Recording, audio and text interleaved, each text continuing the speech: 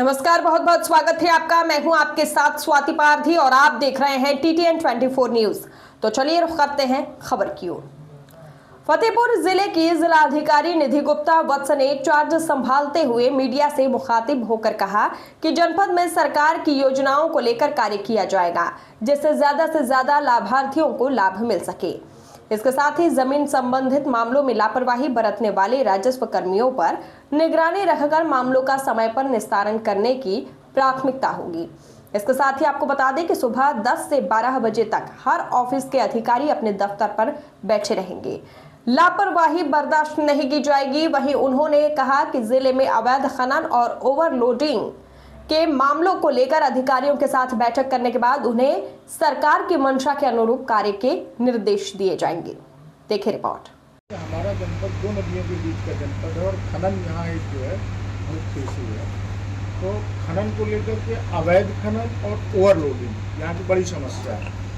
हालांकि बीच में इस पिछले समय में अच्छी कार्रवाई हुई और राजस्व की वसूली भी बहुत हुई, लेकिन इसको कैसे रोकेंगे, आपकी क्या प्राथमिकता रहेगी कि इसको कैसे लागू करेंगे कि भाई अवैध खनन ना हो और ओवरलोडिंग होकर सड़कें बचें। ये बिल्कुल आपने सही बात कही कि जब ओवरलोडिंग होती है तो सबसे बड़ा नुकसान सड़क को ही होता है और अवैध खनन होती है तो राजस्व की हानि भी होती है। ये बिल्कुल सही बात है। तो इसको आज अभी बुला करके पहले समझ लेते हैं यहाँ पे क्या व्यवस्था है, क्या पट्टे हैं, क्या कितना अमाउंट के हैं, फिर उसके बाद इस पर आगे की कार्रवाई अमल में ली जाएगी।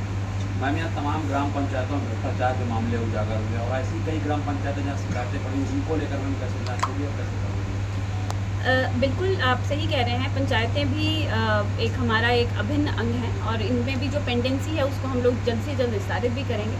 और इसमें मैं चाहूँगी कि आप लोगों का भी सहयोग हमारे साथ रहे, क्योंकि आप लोग बहुत सारे विभिन्न प्रकार के लोगों से मिलते हैं, विभिन्न सूचनाएं आपके पास रहती हैं, तो आप लोगों के माध्यम से भी हमें काफ़ी जानकारी मिलती है, तो हम लोग उस पर कार्य करेंगे। मैम, बहुत वो देखा जनरली ये गया मैम, जैसे पंचायत इलेक्शन आने वाले हैं पूरे प्रदेश में, पार्टी बंदी है हर जगह पर।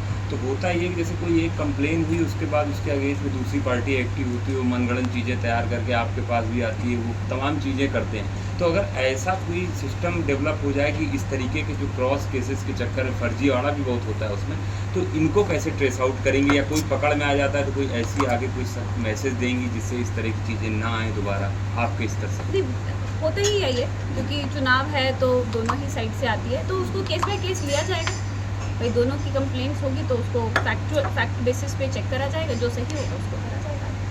मैम, यहाँ के रजिस्ट्रार ऑफिस में भी भ्रष्टाचार के कई मामले उजागर हुए, पूर्व जिलाध्यक्ष रहे, उन्होंने शिकायत की और उसी तरह की स्थिति बनी हुई। और RTO ऑफिस की बात करें तो वहाँ भी आसपास दलालों का अड्डा है। पूर्व में जो DM रहे उन्होंने छापेमारी की तो कुछ हद तक तो मामला रुका, लेकिन पुनः वहाँ पर दलाल हावी हो चुके हैं और जो आम आदमी आता है वो काम कराने के लिए उसे रिश्वत देते हैं और परेशानियों का सामना करना पड़ता है। इसको लेकर क्या? देखिए, ये सब बहुत सही बात है, तो इसको हम लोग एक एक करके टैकल करेंगे। अभी तो पहला दिन है, एक बार यहाँ का कलेक्ट्रेट देख लें, तहसील देख लें, ऑफिसेज देख लें, फिर उस पर कमेंट करना ज़्यादा सही है। ठीक है, अफसरों से मुलाकात होगी आपकी? सारे कुछ ही ऑफिसर से हुई है, तो हमने सोचा सबसे पहले आप लोगों से मिलें।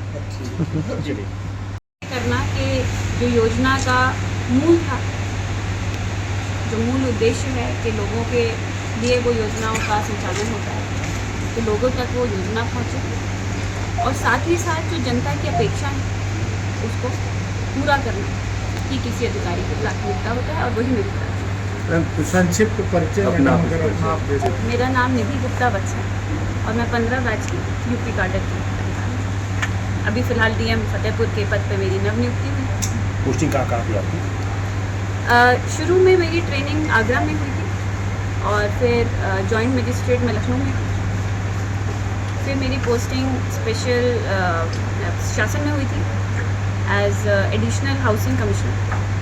फिर मैंने CDO हरदोई का पद ग्रहण करा था। उसके बाद मैं स्पेशल सेक्रेटरी एक्साइज के पद पे थी, जिसके बाद मैं नगर आयुक्त बरेली रही। तत्पश्चात मैं DM अमरोहा के पद पे थी और अब यहाँ पर आई। मैम, जनपद के अंदर तमाम ऐसी समस्याएं रहती हैं जो फरियादियों